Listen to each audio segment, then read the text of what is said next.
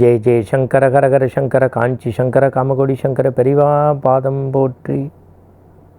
ஆன்மீக அன்பர்களே, சங்கரா தொலைக்காட்சியின் இனிய நேயர்களே, 68வது பீடாதிபதி ஜெகன்பகடும் ஜெகத்குரு குருமகா சன்னிதானம் மனித புனிதர் இந்த மண்ணையும் மக்களையும் வாய்விப்பதற்காகவே தன்னையே கரைத்த அந்த ஞான வேள்வி மனிதருடைய திருவடிகளை மனதால் வணங்கி உங்களையெல்லாம் சங்கரா தொலைக்காட்சி வாயிலாக எங்கள் தொழில்நுட்ப கலைஞர்களோடும் குழுவினரோடும் சந்திப்பதில் இரட்டிப்பு மகிழ்ச்சி. இன்று நாம் சிந்திக்க இருப்பது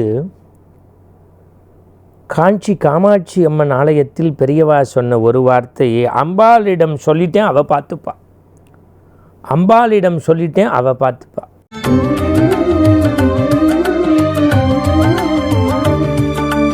இப்போ சில வரிகள் சொல்கிறேன் பாருங்கள். உதிக்கின்ற செங்கதிர் உச்சி திலகம் மதிக்கின்ற மாணிக்கம் அப்படின்னு நம்ம சொன்னால் அபிராமி பட்டர் எழுதிய அபிராமி அந்தாதியினுடைய வாழ்த்துன்னு சொல்லி நம்ம கைகூப்பி வணங்குவோம்.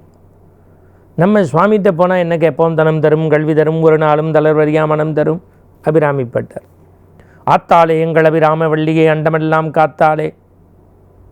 இந்த ஜெகன் மாதா புவனேஸ்வரி தாய் இந்த மண்ணையும் மக்களையும் காக்கக்கூடிய அந்த மகாலட்சுமி தேவியை நாம் மனமுருகி வேண்டி பல விண்ணப்பங்களை கேட்டு பெறுவோம்.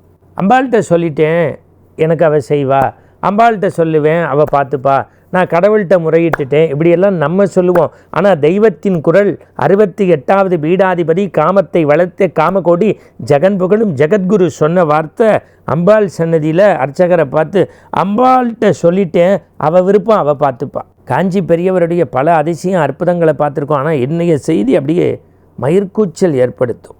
ஒரு போகி பண்டிகை காஞ்சி மகாபெரிய சுவாமிகள் காமாட்சி அம்மன் அப்படி சுற்றி தரிசிச்சுட்டு வரார். அவர் புறப்படுற வாக்கில் அர்ச்சகர் வரார். அர்ச்சகரை பார்த்து பெரியவா சொன்னால், நாளைக்கு அம்பாளுக்கு சாகம்பரியால் அலங்காரம் பண்ணிடுங்கோ, கோவில் முழுக்க சாகம்பரியால் ஜோடனை பண்ணிடுங்கோ, ரொம்ப விசேஷம். அப்படிப்பட்ட ஒரு காட்சியை பக்தர்கள் பார்ப்பது, அதுவும் மகர சங்கராந்திக்கு ரொம்ப விசேஷம். என்னைக்கு சொல்கிறார்? போகி அன்னைக்கு. சாஸ்திரிகள் தயங்குறார், சிவாச்சாரியார் நடுங்குறார். பக்கத்தில் வேத விற்பனர்கள் கோவிலை சேர்ந்தவர் எல்லாம் அப்படி நிற்கிறா. பெரியவா பெரியவா அப்படியே பம்மி பம்மி தயங்கி தயங்கி அடுத்த வருஷம் பண்ணிடலாமா? பெரியவாவை பார்த்து ஏன் அப்படிங்கிறா.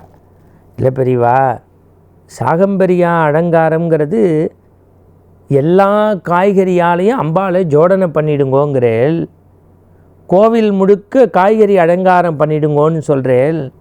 காமாட்சி கோவிலில் அது செய்யணும்னா ஒரு 2-3 லாரியாவது, கூட இல்லை 2-3 லாரியாவது காய்கறிகள் வேணும். ரொம்ப சேமம்தான் அது பண்ணால்.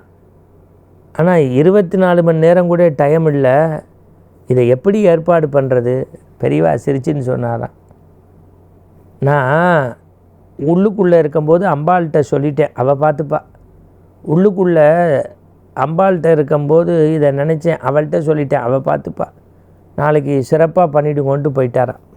நீங்கள் நம்ப மாட்டீங்க, அடுத்த 3 மணி நேரத்தில் இது உச்சிக்கால பூஜைக்கு முன்னாடி அவர் சொல்லிட்டு போகிறார். மத்தியானம் ஒரு 2:30-3 மணிக்குள்ளே 3 லாரியில் காய்கறி சென்னை கொத்தவால் சாவடியிலேருந்து காஞ்சிபுரத்துக்கு வந்து நின்று, கோவில் அலுவலகம் சின்னமாக இப்போ ஓரமாக இருந்திருக்கு, அங்கே போய் சென்னையை சேர்ந்த ஒரு தம்பதியர் தங்களுக்கு பிள்ளைப்பேருக்காக காமாட்சிகிட்ட வேண்டிண்டாங்க.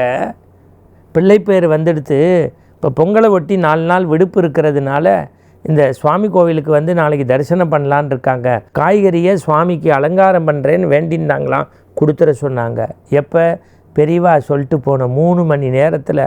இதை கேட்டோன்னே நாள்தோறும் கர்ப்பகிரகத்தில் நின்று கனிவோடு பூஜை செய்யக்கூடிய அந்த குருக்கள் ஆச்சாரியார் கண்ணீர் விட்டு அழுதிருக்கார். இப்படி ஒரு பேசுகின்ற தெய்வத்தை நான் நேரில் பார்த்தேன்னு இந்த சாகம்பரியா அலங்காரத்தை ரொம்ப பிரமாதமாக பண்ணி கோயிலையே ஜோடனை பண்ணி பிரம்மாண்டப்படுத்திட்டார். மறுநாள் கதிரவன் உதித்தது, பெரியவா வந்தால் கோயிலை சுற்றி பார்த்தார். அப்படியே அவர் என்ன நினச்சாரோ அதை விட மிளிர்ந்து காய்கனியினால் அம்பாள் ஜோடிக்கப்பட்டு அப்படி மிளிர்ந்தால் அந்த புன்முறுவலோட எல்லாரும் மகாஜனங்கள்லாம் இருந்தால். அப்போ பெரியவா சொன்னால், பொதுவாக இன்றைக்கி மகர சங்கராந்தி பொங்கல் என்று சாகம்பரியால் அலங்காரம் பார்த்தா நம்முடைய பாவம் பிணி கடன் தொல்லையெல்லாம் போய் ஐஸ்வர்யம் பெருகி ஆரோக்கியம் பெருகும். அதோடு மட்டுமல்ல, மாதப்பிறப்பு தர்ப்பணம் செய்யணும். அதுக்கு அடுத்த நாள் நம்மளுடைய பசுக்களையெல்லாம் காளைகளையெல்லாம் நாம் கொண்டாட வேண்டிய உழவர் திருநாள்.